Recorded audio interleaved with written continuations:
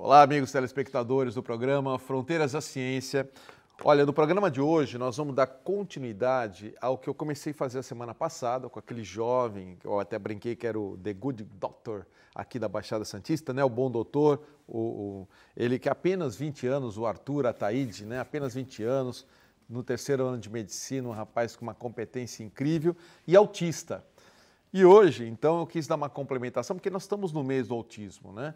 Eu quis dar uma complementação, então convidei a doutora Regina Maria Catucci Gicas, ela que é médica pediatra, formou-se na USP, já há 45 anos, né, professora? Formada 45. na USP. Hoje ela cuida de crianças autistas também e...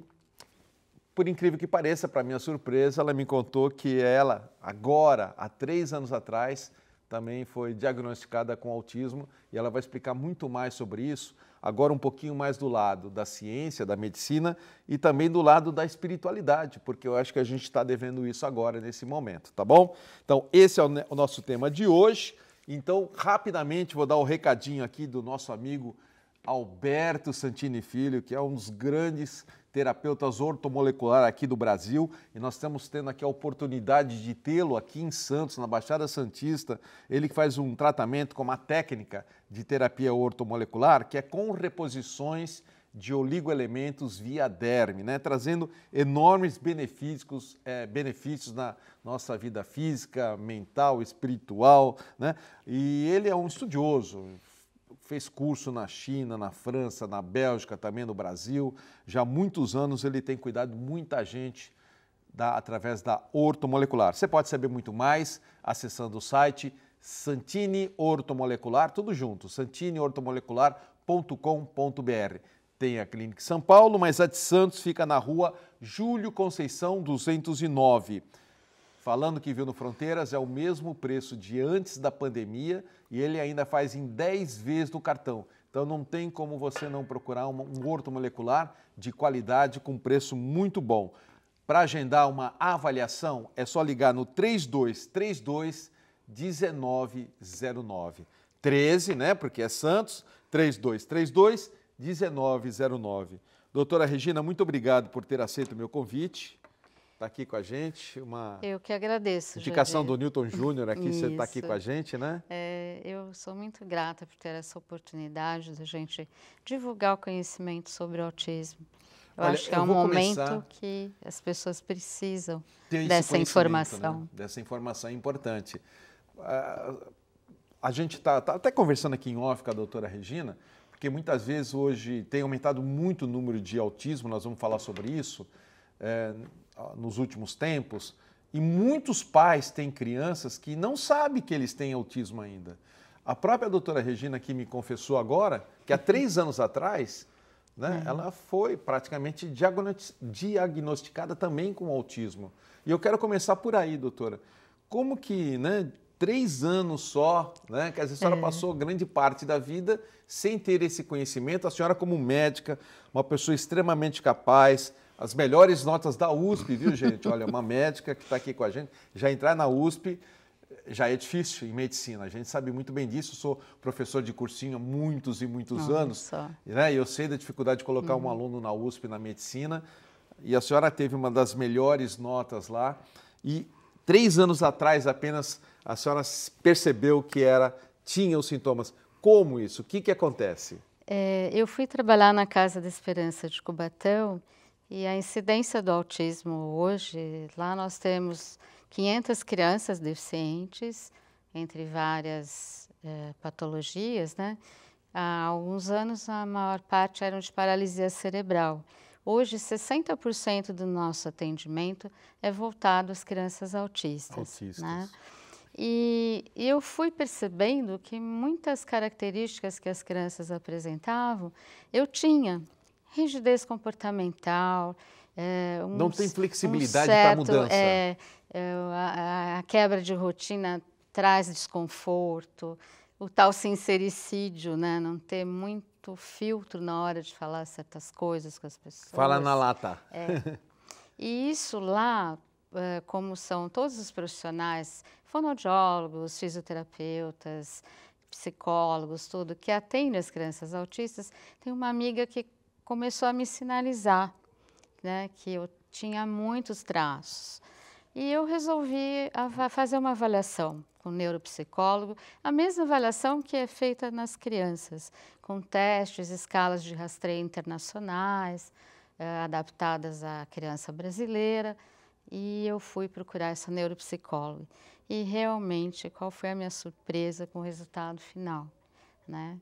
É um QI muito alto, que provavelmente é o responsável por eu ter driblado todos esses anos a minha condição, né?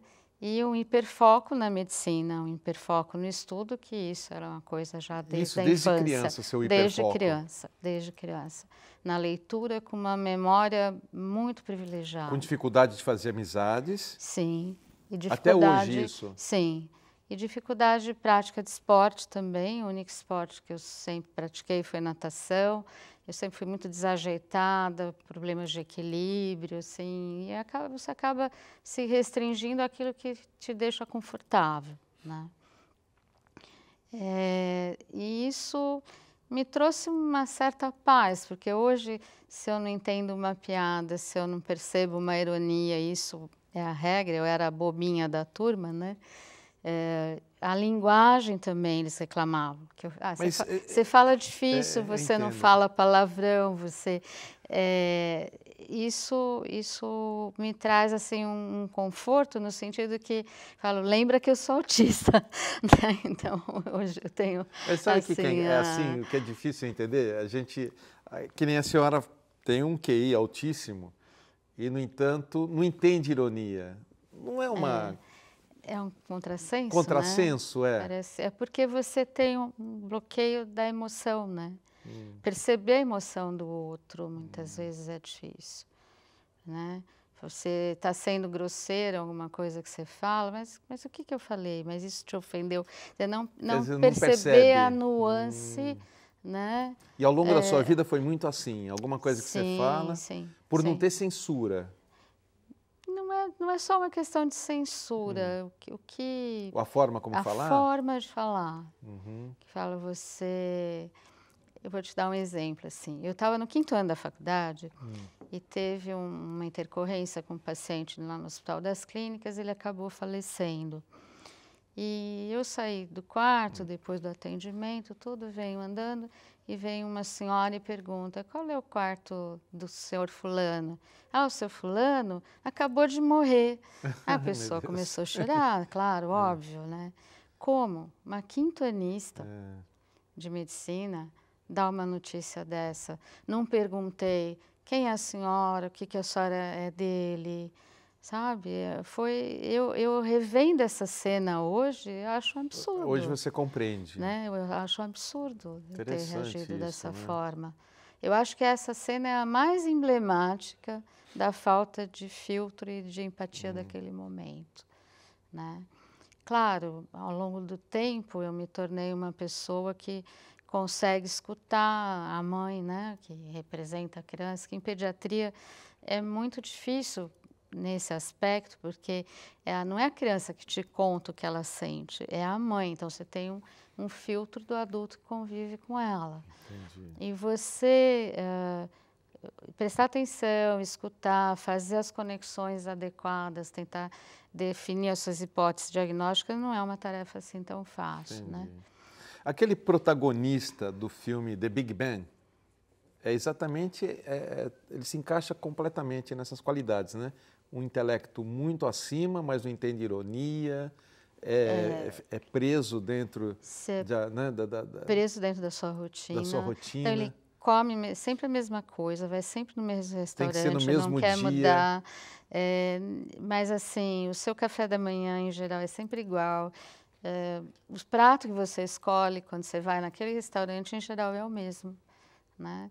E eu passei a me policiar para fazer mudanças. Mas não é fácil. Não é fácil. Não é fácil. Que coisa. Quer dizer, porque mesmo você gasta muita energia para fazer. Mas mesmo tendo compreensão do fato, não consegue, né? Incrível isso, né? É difícil. Você precisa... Doutora... É como se você tivesse que estar sempre aprendendo a dirigir E me veio agora essa metáfora, sabe? Pensando, agora eu piso na embreagem, agora eu troco a marcha. Você já imaginou se todas as vezes que você entra no carro, você precisasse fazer isso? Nossa, é terrível, né? Como Porque ia a ser gente faz difícil? isso de Como ia forma ser mecânica, né? cansativo? A gente faz de forma Se mecânica. você não automatiza determinadas coisas? Não, é sofrimento, sim, É. não tenha dúvida. Doutora Regina, eu já sei a resposta porque eu já conversei com a senhora em off, mas até para o telespectador. Não tem nada hoje em termos de tecnologia científica para detectar o problema através de exames neurológicos, se a pessoa tem ou não autismo, ou níveis de autismo? Essa é a pergunta que todos os pais fazem, mas não tem um exame, não vai fazer um exame?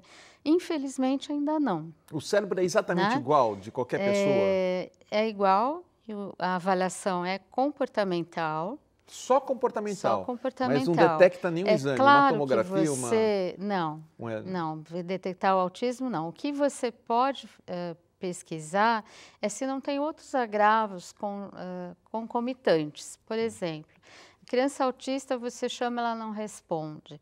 O que pode estar mascarado aí? Uma surdez, uma deficiência auditiva. Então, você faz o exame para ver se ela escuta, um exame que a gente chama de processamento central da audição. É um exame mais sofisticado do que uma audiometria, para ver se ela tem as vias auditivas neurológicas perfeitas. Em geral tem, né? Mas eu pego crianças também com deficiência auditiva e que têm algum nível de autismo, né? Acho que é bom a gente explicar os níveis. Explica os níveis. Quantos níveis tem pela ciência? São 3. Nível 1 de suporte, 2 e 3 de suporte. Há bem pouco tempo era classificado em leve, moderado e grave e mudou para essa outra classificação, porque o leve não representa as necessidades do paciente.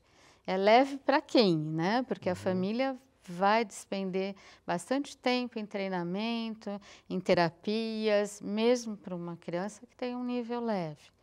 Né? O nível de suporte 1, ele precisa de apoio para algumas atividades, o nível de suporte 2, bastante apoio, e o 3, total apoio. Né? O nível 3 é a criança que não tem independência para nada. Ela depende do adulto para se alimentar, para fazer sua higiene, em geral, não é verbal. Então, para todas as atividades, ela vai depender do adulto. Então, nesse ponto, eu tenho duas grandes perguntas que talvez o pessoal de casa também o tenha. Para quem é pai, para quem é avô, parente de uma criança, ou até mesmo de um adulto, fala, bom, eu estou vendo alguns aspectos do que você está me dizendo aqui, essa pessoa tem, meu filho tem, minha filha tem, alguns aspectos. Será que meu filho é autista?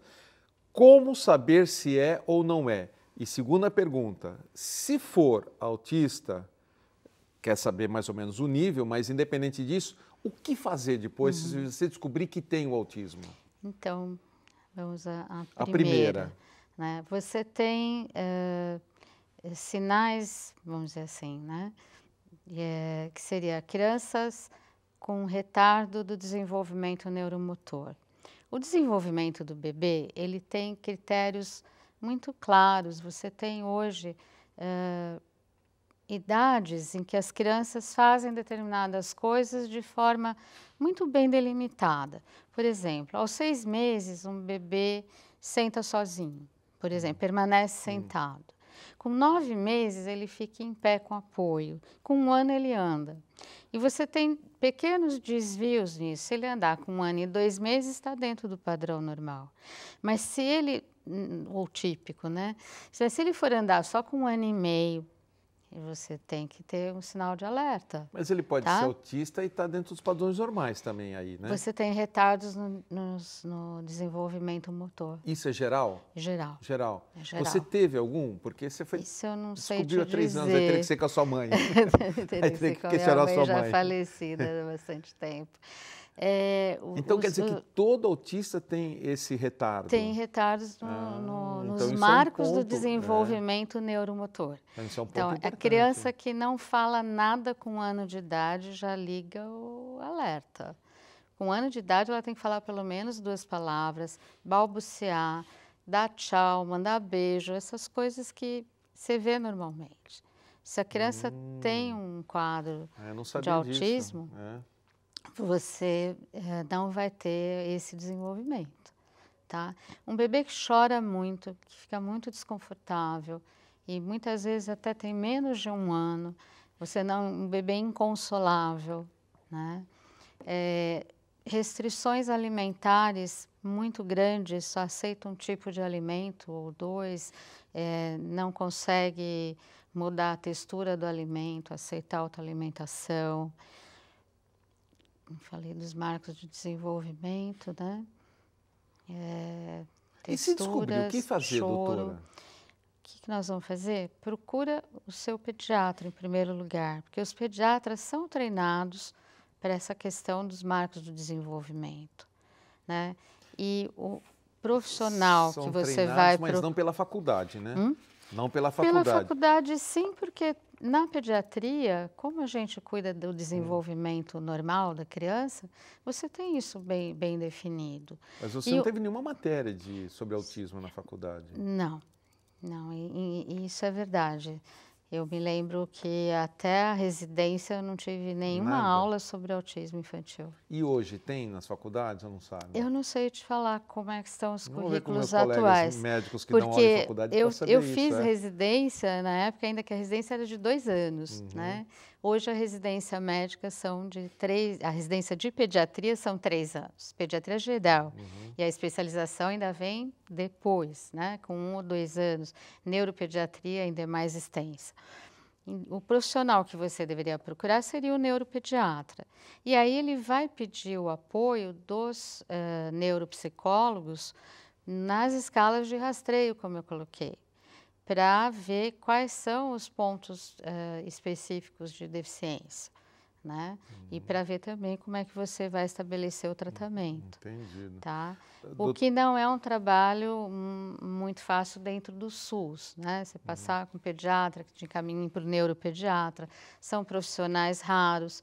Então, hoje, a Sociedade Brasileira de Pediatria estabeleceu um critério, um teste chamado MCHAT, que são de algumas perguntas que os pais respondem que não te dão diagnóstico, mas te dão uma suspeita de que você tem que procurar o auxílio de um neuropediatra. É uma anamnese, né? Isso. E aí, o neuropediatra, existe uma lei agora, 13.700 alguma coisa, que o pediatra, entre 1 ano e meio, 2 anos, tem que aplicar esse teste chamado MCHAT para todas as crianças, entre 18 e 24 meses.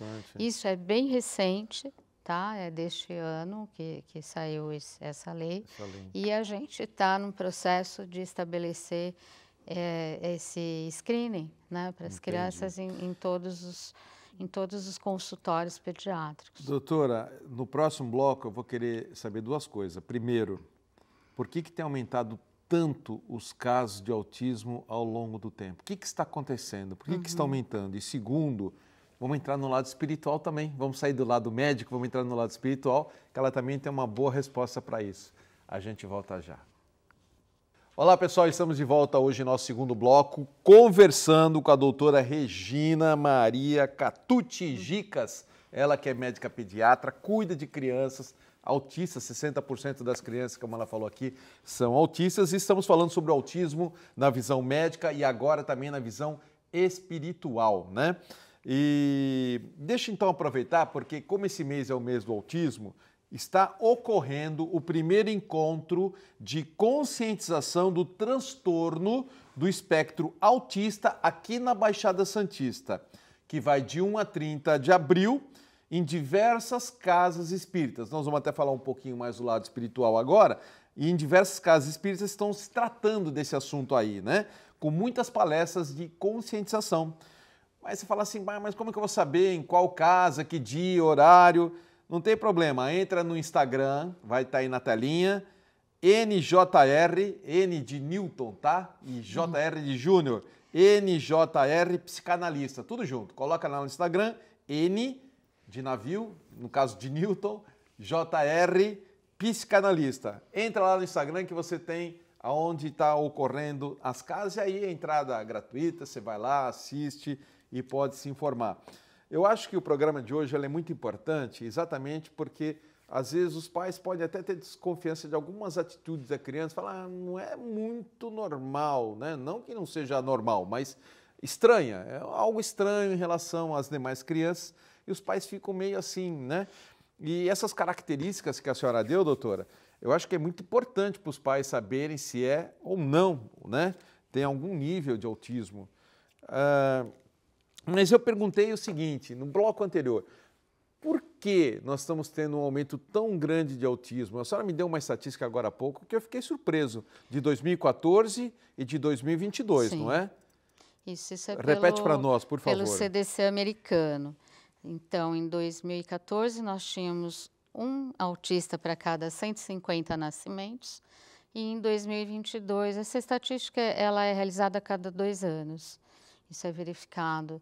Em 2022, vai para 1 para cada 36 nascimentos. Nossa, olha só, É um vamos aumento repetir. de 400 e poucos %. Pois é, vamos repetir isso. Quer dizer, em 2014 era um autismo para cada 150 pessoas. Isso. Em 2022, há 2 anos atrás, já que é de 2 em 2 anos, esse ano deve ter outro, né? 2024. Em 2 anos atrás, é 1 a cada 35. 36. 36? Sim. É inacreditável esse aumento. É. Mas o que se deve a esse aumento, ou é porque está se diagnosticando melhor? São as duas coisas. Eu tenho um aumento real do número de crianças autistas e um aumento, uma expansão do diagnóstico. O que é essa expansão no diagnóstico? Existe uma maior divulgação dos sintomas, dos sinais, um aumento nos critérios diagnósticos, uma melhora do critério diagnóstico. Essas escalas de rastreio, essa forma de você diagnosticar com mais propriedade é recente, tá? Então, são as duas coisas. Você tem a expansão do diagnóstico com critérios mais claros e também o aumento em função de mudanças na qualidade de vida das pessoas. Hoje os casais casam, têm filhos mais tarde e nós vemos um aumento da incidência com mulheres acima de 35 anos e homens acima de 40. E tem as causas que a gente chama de epigenéticas, ou seja, elas estão em volta, são perinatais, antes do nascimento ou pós-nascimento imediato. Então, a gente sabe hoje que se você tiver fatores genéticos, né, familiares autistas na família desse casal, primos irmãos, tios desse bebê, e se você tem familiares, aí você tem uma criança prematura, esses pais já têm essa idade mais avançada, você tem um risco maior do autismo, tá? Existem mais de 1000 genes já caracterizados como passíveis de estarem presentes na criança autista, e você tem essas causas que podem estar juntos, por exemplo, obesidade materna, hipertensão na gravidez. Você tem outros fatores junto nesse pacote que podem levar então à presença da criança autista. Houve um aumento, sim, dos casos, e também houve uma melhora nos critérios dos critérios de avaliação, né? Mas agora eu penso assim, doutor, eu sou meio de ciências exatas, eu também fico meio preso assim, dentro do mundo das ciências exatas, então eu sou meio certinho. Hoje, não sei se a minha pergunta é boba ou não, mas hoje nós conseguimos fazer o mapeamento completo de um DNA de uma pessoa. Faço esse mapeamento completo. Nesse mapeamento, não é possível descobrir nos caracóizinhos do DNA? Então, são mais de 1000 genes que você tem. Tem os que eles chamam de exoma, né? Tem vários testes. E alguns mais complexos, outros menos, né? Por exemplo, o cariótipo, que é o XY, que você detecta algumas síndromes, que eu cheguei a falar.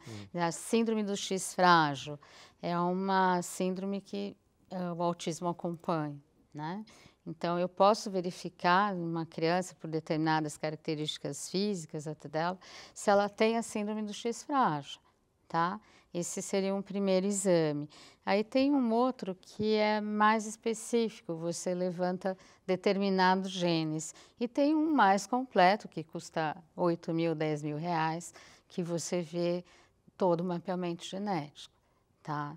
E aí você vai levantar se tem mais genes ligados ao autismo.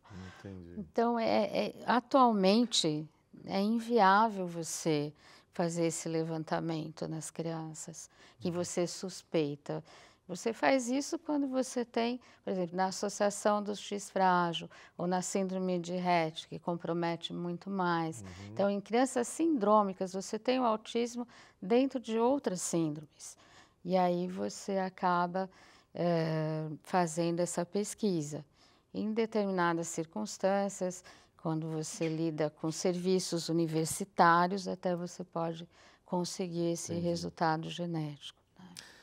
Antes de entrarmos no lado espiritual, uma última pergunta, um pouquinho de cunho pessoal, pode ser? Pode. Como hoje a senhora tem consciência que também é ou tem um nível leve de autismo, nível 1, digamos assim, né? Nível 1. O que mais você sentiu ao longo de sua vida que lhe fez sofrer por isso? Que te incomoda ou que te incomodou, hoje nem tanto? A rigidez comportamental. E nessa rigidez comportamental, se as coisas não saem como você quer, você se irrita, você se torna uma pessoa de difícil convívio, extremamente, vamos dizer, perfeccionista. As coisas para estarem corretas, vamos dizer assim, tem que ser do seu jeito, né? Você tem uma forma muito inflexível de viver, vamos dizer assim, né? Hoje a senhora é viúva, mas no convívio com seu marido, isso atrapalhava um pouco, não? Sim. Atrapalhava? Revivendo determinadas situações. Porque quando a gente convive é mais agravante. Sim, sim, com certeza. Com seus filhos? Também. Também. Isso atrapalha a amizade? Atrapalha. Ou os amigos são mais flexíveis? Atrapalha. Atrapalha porque eu tenho pouquíssimos amigos, né? Pouquíssimos, Pouquíssimos amigos. Você acha que é talvez pela introversão ou por causa disso? Eu vejo pela introversão e acho que é mais pela introversão atualmente, né? Eu acho que é difícil a gente ter um panorama agora de coisas lá para trás, né? Algumas coisas eu consigo revisitar, outras não, mas é fundamental fazer terapia. Eu acho que isso ajuda muito a você entender esse processo. E houve mudanças. Eu acho que hoje, nesses 3 anos, eu estou mais tolerante, eu estou compreendendo melhor determinados comportamentos. Então, o fato de você compreender que tem o problema ajuda Sim, muito. Eu trabalho muito melhor em equipe multidisciplinar. Hoje eu sempre gostei de trabalhar em equipe. Quer dizer, é um contrassenso, de certa forma. Mas, assim, trabalhar com um fisioterapeuta, com um fonoaudiólogo, com um psicólogo, é extremamente prazeroso para mim fazer um trabalho em equipe, principalmente visando uma recuperação, um equilíbrio dessa criança que está sob os nossos cuidados, tá? Na Casa da Esperança, a gente tem resultados fantásticos. Casa da Esperança é em Cubatão. Em Cubatão, a de Cubatão, que eu chamo de casos de sucesso. E nós fazemos discussões multidisciplinares todas as semanas, porque isso enriquece muito, porque o que um vê, o outro complementa, dá uma ideia diferente. Tem crianças que são muito difíceis no manejo, e esse trabalho em grupo tem sido extremamente benéfico para a gente conseguir um melhor resultado. Tá? Então é importante os pais descobrirem logo? É fundamental, porque quando você começa a estimulação correta, em baixa idade, eu não coloquei aqui, mas a gente tem uma janela de oportunidade que se fecha em torno dos 3 anos. Né? Quanto mais cedo você fizer a estimulação, né, melhor. A gente consegue fazer diagnóstico de crianças de 1 ano e meio com relativa facilidade. Se você começa até antes esse processo da estimulação precoce, o resultado é absolutamente diverso do que a gente vê quando você começa a fazer um trabalho com uma criança de 4, 5 anos. Eu tenho uma criança que eu fiz o diagnóstico com 1 ano e meio e tenho acompanhado. Na última consulta que ela veio, foi aos 3 anos. Era uma criança que você não diria que era autista. Conversando, brincando, era um outro padrão de criança. A gente não diz, como o meu convidado da semana passada aqui, o jovem Arthur, e a senhora, não dá para perceber. Não dá para perceber. O Arthur, Você conhece melhor, você percebeu. Tá. A gente percebe mais, mas essa criança que começou o tratamento com 1 ano e meio está muito bem reabilitada. Então, ela toma medicação, ela faz terapias, mas reabilita muito bem. Então a senhora está falando uma coisa aqui que realmente é mais do que importante, é mais do que fundamental, sim, é essencial que os pais detectem antes, quanto antes melhor, porque o resultado já do tratamento... O resultado é outro. Principalmente se você pensar em qualidade de vida, na reabilitação e habilitação social. Nós temos hoje na casa um menino autista que ele é funcionário da casa. Ele trabalha no serviço de arquivo médico. Ele tem serotipias, ele tem um determinado comportamento que você percebe que ele é autista, mas ele vai muito bem, né, nessa função, né? Então é o que a gente pensa, os pais não são eternos, eu quero reabilitar essa criança para ela ter independência. E isso é possível em muitos casos. Mesmo no grau 3, não? O grau 3 ele pode flutuar para o 2 ou até para o 1. Depende muito... Pode reduzir assim? Pode. Pode acontecer o contrário. Você ter uma criança... Do 1 e para o 3. Do 1 e avançar dependendo do tratamento ou falta isso depende do tratamento? Depende do tratamento. Meu Deus, então isso que a gente está fazendo aqui é mais do que importante. Por isso que eu te coloquei a questão do pediatra geral, no posto de saúde, onde quer que ele esteja, aplicar o questionário simples de triagem em crianças de 1 ano e meio a 2 anos. Porque essa é a minha janela de oportunidade. É o melhor momento. É o melhor momento porque você vai ter o que a gente chama de poda neuronal. Alguns caminhos cerebrais vão ser cortados. E se eles não estiverem bem definidos, você não consegue um bom desenvolvimento da criança. Por isso que você faz a estimulação precoce. É um corta-caminho isso no cérebro. Sim. Antes de 1 ano, é difícil detectar? Não. Atualmente, pelo conhecimento que a gente tem, você já percebe. E como eu falei, crianças que choram muito. Você foi chorona, só você falou para mim. Minha mãe foi. Sua mãe dizia que você era chorona. Que eu era muito, muito chorona.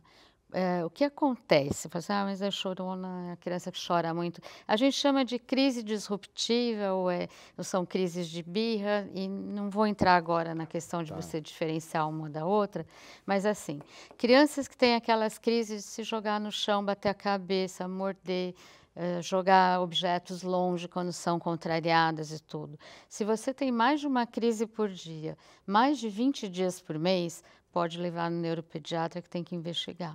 Entendi. Tá? Porque ela se desorganiza. Ela se desorganiza quando ela é contrariada, quando muda uma rotina, se mudou o caminho de ir para a escola, se o alimento não está na temperatura ou da forma como ela quer. Do menino que se mudar a roupa já não veste roupa de outra cor. Doutora, a gente fez o primeiro e segundo bloco contando casos do autismo e também pelo lado da ciência, o lado da medicina. E eu estou devendo, pelo menos agora no terceiro e último bloco, o lado espiritual. E você, de casa, você vai se surpreender, de acordo com o estudo da doutora Regina, o estudo que ela fez de outros autores, obviamente, né? Do lado espiritual. O que significa o lado espiritual? Eu fiquei estarrecido. A gente vai falar isso já, mas agora eu vou entrar na agenda do programa. Léo, coloca a agenda para mim aí, por favor, e nós vamos começar com a farmácia Homeofórmula. E a dica da semana é o Meat Burn. Meat Burn é um composto extraído das oliveiras orgânicas da região de Provence, na França.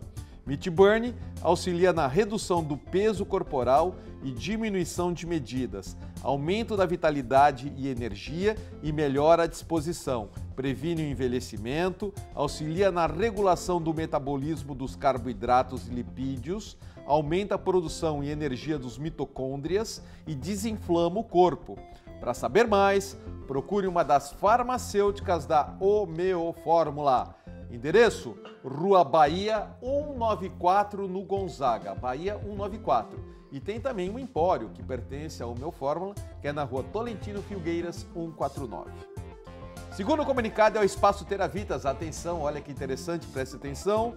Relacionamentos amorosos são importantes em nossas vidas. A busca da pessoa certa pode ser um desafio para auxiliar na mudança dessa energia e atrair a possibilidade de ser feliz no relacionamento afetivo.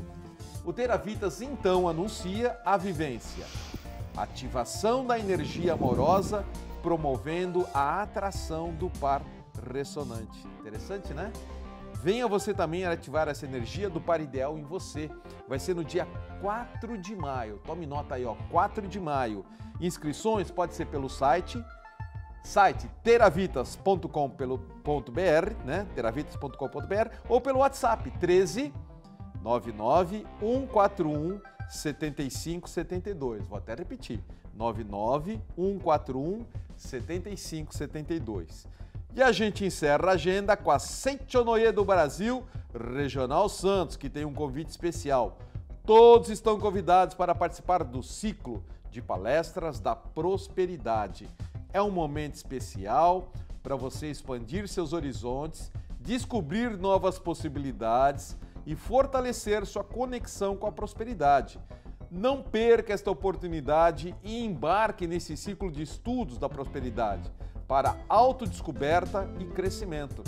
Mais informações pode ser na própria Regional de Santos, que é na Rua Leonardo Reutemann 17, ou em alguma Seitonoye pertinho da sua casa, ou mais fácil pelo telefone 13 3232 6687. E a gente volta já, rapidinho, com a doutora Regina. Estamos de volta agora em nosso terceiro e último bloco. Eu estou rindo aqui com a doutora Regina. Ela que é minha convidada, médica pediatra, falando sobre autismo na visão médica, e agora vamos falar na visão espiritual. Doutora Regina Maria Catucci Gicas. Eu estou rindo porque eu falei, olha, tá tão gostoso o bate-papo que eu vou chamá-la aqui anualmente no Fronteiras. Ela falou, mas tem que ser toda vez no mês de abril, não pode mudar. Tá presa. Mês de abril. Brincadeira. Ó, esse bloco é oferecimento da loja Mago Merlin, que continua com os melhores preços em muitos artigos.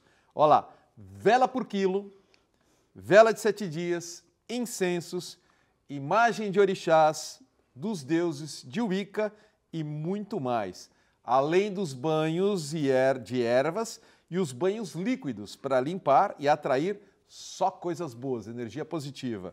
E nessa semana chegou um novo lote de pedras. O pessoal consome muita pedra lá, né? Então, um novo lote de pedras em geral, bruta, rolada, né? Inclusive a purpurita, que é a pedra do momento, tá bom? Loja Merlin, tudo em produtos, artigos e religiosos. E a doutora Regina está me falando que foi lá, né? Quando que a senhora foi na loja Merlin? Ontem. Foi. Então teve lá, viu o André? Não, foi atendido pelas meninas? Não, só as meninas. Pelas meninas. E o gato. E o gato, ela falou que tem um gato lindo. É verdade, André? Tem um gato lindo, preto, né? Preto. Um gato lindo, preto, bonito lá na loja Mago Merlin. Não sabia. Vou lá ver, viu, André? Ó, endereço da loja Mago Merlin. Rua Pereira Barreto, número 12, Gonzaga. Tomou nota? É uma rua que é do ladinho do Shopping Miramar. Gonzaga, Rua Pereira Barreto, número 12. Deixa eu dar o seu contato também, pode ser? Sim. Eu vou dar o contato da doutora Regina, mas é o e-mail, tá bom, pessoal? Eu vou dar o e-mail dela, então, aí, por favor, é o Regicas. Regicas. Misturou Regina com Gicas, né? Isso, é. Não é isso? Isso. Ajuntou tudo, ó. Ela saiu do conforto, hein? Ajuntou aí, ó. Regicas, tá? Como tá aí na telinha, @yahoo.com.br. Qualquer pergunta que você queira fazer, principalmente dentro do âmbito do autismo, né? Quando ela tiver disponibilidade, ela responde, não é isso, doutora? Sim. Vamos entrar então no aspecto espiritual. O que é o autismo dentro do aspecto espiritual, doutora? O autismo é um espírito que não aceita bem a sua reencarnação. Não aceita a Ele reencarnação? não acopla, Veio contra a vontade, é veio isso? contra a vontade, de certa maneira, e não há o acoplamento correto do perispírito com o corpo físico. A gente Exatamente por ele não querer. por não querer ou por ter alguma deficiência perispiritual também. Os casos de suicídio, principalmente, deixam marcas, vamos chamar de marcas no perispírito. Talvez seja bom a gente explicar um pouquinho o porque aí eu vou que perguntar é do lado biológico. A senhora falou que tem no espírito, DNA. perispírito e corpo físico, né? Então, o espírito tem o perispírito, que é o intermediário entre o espírito e o corpo físico, é o perispírito. Esse perispírito guarda na sua formação todas as informações de vidas anteriores da pessoa. E na vida anterior, se ele vem, o perispírito sai com alguma marca, algum prejuízo, alguma deficiência, ele pode não conseguir um bom acoplamento com o corpo físico, no novo corpo físico, e aparecer o autismo como resultado dessa falta de integração adequada, ou mesmo como deficiência programada, né? Não necessariamente só suicídio pode trazer o autismo, você pode ter outras experiências ou outros motivos que não o suicídio, né? O Dr. Fernando Souza, que é da Associação Médico Espírita de Cariri, ele é espírita e ele trabalha com desobsessão em centro espírita e é neuropediatra. E ele chegou a atender no centro espírita espíritos que estavam prejudicando, vamos chamar assim, pacientes dele autistas de grau 3 e que recebiam essa carga negativa desse espírito, né? E dentro dessa questão do autismo, de certa maneira, o autista está dentro de uma bolha e ele está até, muitas vezes, protegido de certas interferências espirituais externas. Tem o livro do Hermínio Miranda, que já é um livro da década de 70, e Entendendo o Autismo, do ponto de vista espiritual, que traz algumas explicações a respeito. A também. gente esqueceu de dizer que a senhora é membro da AME Associação Santos, Médico né? Espírita de Santos. Associação Médico Espírita de Santos. Isso. É membro, como vários amigos meus aqui, já entrevistados aqui já no Fronteiras da Ciência. entrevistados. Inclusive, meu convidado da semana que vem, que é o Dr. Flávio Brown Fiorda, que é médico psiquiatra, mas não vai ser sobre autismo, é outro assunto, tá bom? Nós vamos falar um pouquinho de outro assunto. É uma questão delicada, porque nem todo mundo acredita ou aceita Mas por que hoje tem essa... tantos médicos espíritas? Porque antigamente, deixa eu dar um parecer, antigamente todos nós da área de ciência, na engenharia também, que eu sou engenheiro, acontece muito disso. Na Poli, por exemplo, quando eu fui fazer minha dissertação de mestrado, eu fui bastante tolhido para não entrar em nenhum aspecto que fugisse à área da ciência, né? Porque eu queria fazer um trabalho... A minha ideia inicial era fazer um trabalho do Dr. Sérgio Felipe. Eu queria trabalhar com o mapeamento que ele fazia. Pineal. E eu queria sobre a glândula pineal e eu queria fazer um estudo do campo magnético. Eu ia entrar no campo da engenharia. Sim. E lá falar, olha, se você precisa do mestrado, né, como professor universitário, você precisa do mestrado, eu preciso. Não entra nesse campo que você vai ser bombardeado pela banca. E eu tive que mudar. Eu fui para outra área para não ser bombardeado pela banca. Mas... E a medicina, a mesma coisa, existia um certo preconceito, mas hoje eu percebo o contrário. Cada vez eu vejo mais médicos indo para o caminho do kardecismo. A questão da ciência e espiritualidade, Tá mais próxima, elas né? deveriam sempre ter andado juntas, né? E hoje nós temos muitas faculdades já com disciplinas de saúde e espiritualidade. E você tem trabalhos lindíssimos, principalmente na cardiologia. A Sociedade Brasileira de Cardiologia tem um departamento de saúde e espiritualidade. E tem trabalhos que mostram que o paciente que tem uma espiritualidade forte, eu não estou levantando questão de bandeira religiosa. Espiritualidade não é religião. Sim, né? espiritualidade é aberta. Exatamente. pacientes que têm um alto nível de religiosidade, uma mente muito mais positiva, cuida mais da própria saúde, tem mais chance de se recuperar. De e cura, muitas né? vezes com o mesmo tipo de lesão do outro, o fato dele ter essa Principalmente o câncer, né? câncer já é assim, os trabalhos que eu conheço são vinculados à parte da cardiologia. Mas isso eu acho que é em qualquer área, viu, Jadir? Qualquer área mesmo.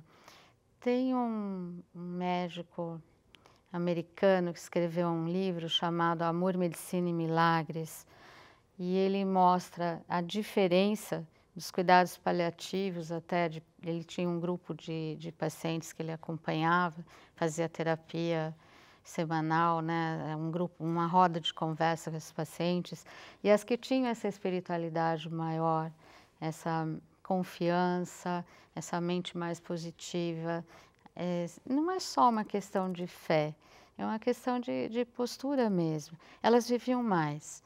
Mas os trabalhos recentes ao que eu me reportei inicialmente são da Sociedade Brasileira de Cardiologia.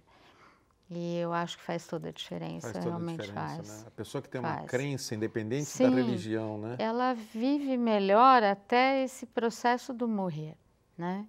Eu acho que esse processo que todos vamos passar, só não Ninguém vai escapa. passar quem não envelhecer, não é?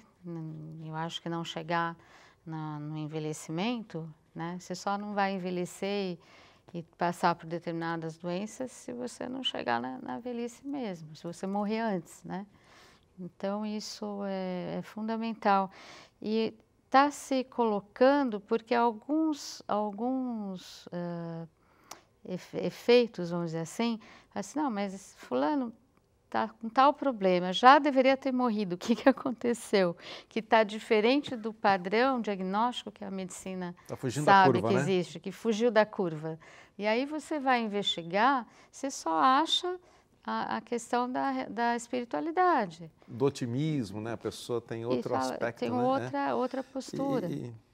Entendi. E hoje você sabe que existem alguns trabalhos na psiquiatria lá da USP mostrando que a imposição de mãos, o passe espírita, teve uma É o doutor Fernando influência Guimarães, né? Que faz pesquisa nessa área, também, né? uma influência extremamente positiva em depressão. Os pacientes que receberam o passe espírita, que estão em tratamento na psiquiatria lá da USP, tiveram uma melhor evolução do que aqueles que não receberam passe. E assim, pareados com o mesmo quadro e tudo mais. Entendi. Né? Mas aí pode abrir também para outras áreas, não só depressão, qualquer outro tipo de doença. O trabalho do mestrado do rapaz Foi nessa fez área. foi na depressão. Tá. Aí não sei se dá pra gente. Abrir o leque, Precisa né? mais pesquisa, Jadir. Eu acho que entendi. precisa mais pesquisa. Acho que tem muito campo para pesquisa nessa área ainda, né? Sim, Porque agora que a sim. gente está abrindo a mente para isso, não é? Eu acho que é mais recentemente, né, doutora Regina? Agora a senhora falou uma coisa que para mim é impactante, né? Eu não sabia disso, como a senhora afirmou no começo desse bloco, que o autismo é um ser que não estava aceitando a reencarnação, né? Baseado em quê? Onde a senhora estudou? O que a senhora viu para...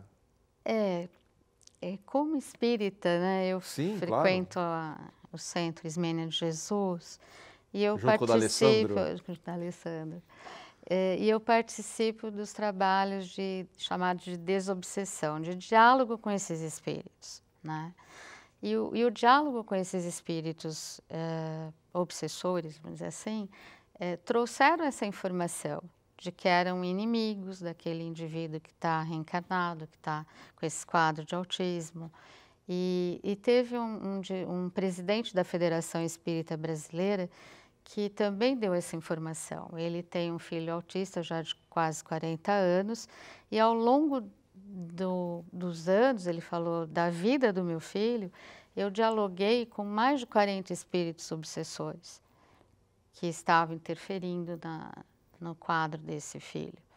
Então, na realidade, é uma forma de fugir dos obsessores, muitas vezes, de não ter esse confronto, né? Entendi. É difícil a gente explicar A isso senhora para falou quem também de um não é livro, né? Um espírita. livro que a senhora É o livro estudou. do Hermínio Miranda, Entendendo o Autismo sob o ponto de vista Desculpa, o nome do espiritual. autor é? Hermínio Miranda. Tá, esse livro se encontra fácil? Sim, você vê pela Amazon, é Pela bem, Amazon, bem Hermínio fácil. Miranda. Hermínio Miranda. Hermínio Miranda, como Isso. chama? É? Entendendo o Autismo, Entendendo o Autismo. aspectos espirituais. No aspecto espiritual, e ele comenta isso Comenta também. também. Vem de encontro com... Sim, sim.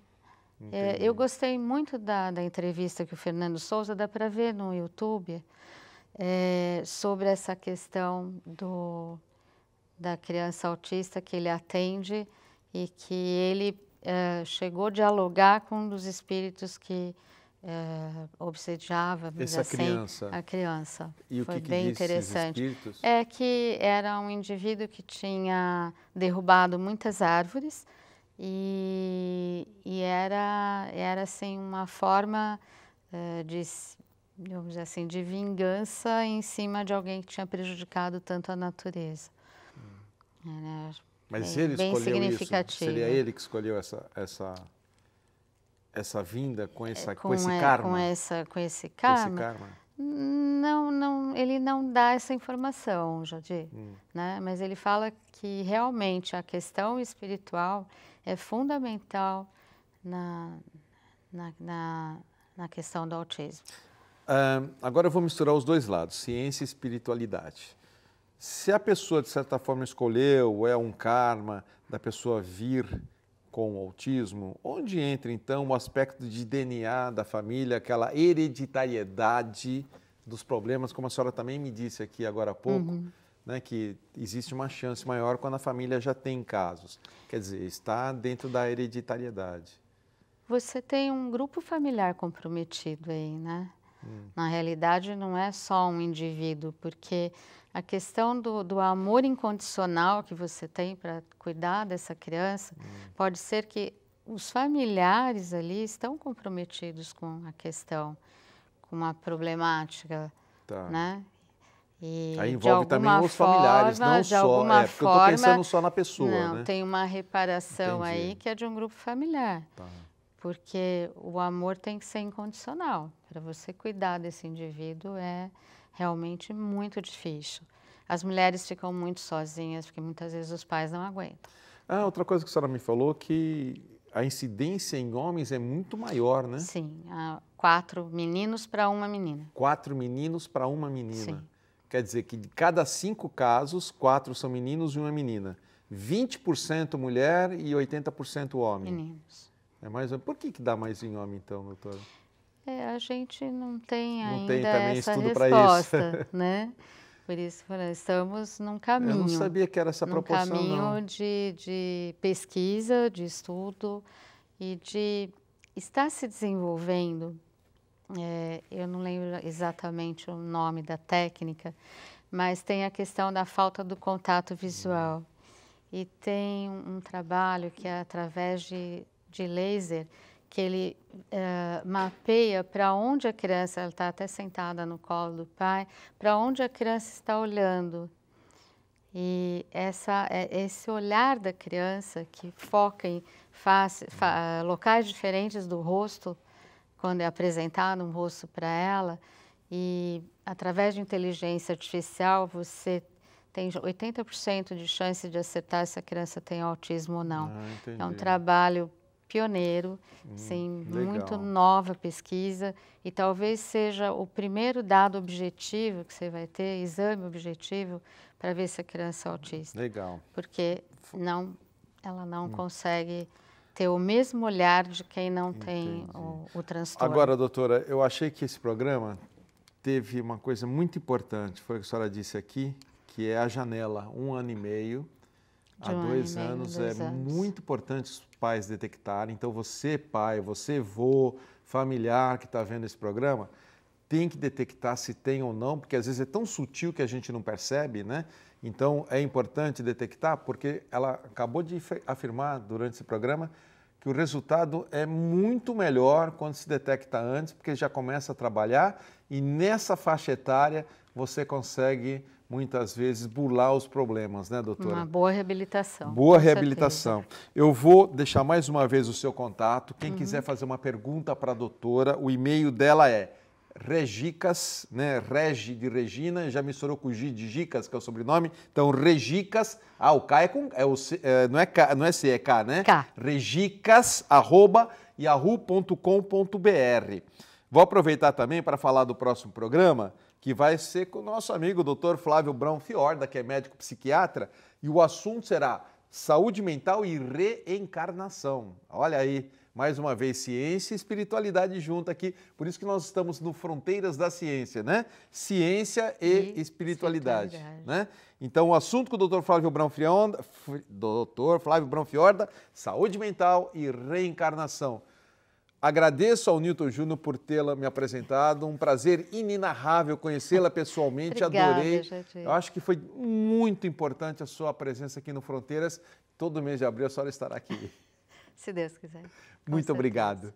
E a você, amigo telespectador, mais uma vez eu agradeço de coração a audiência e o carinho de sempre. Fiquem com Deus, paz, saúde e prosperidade.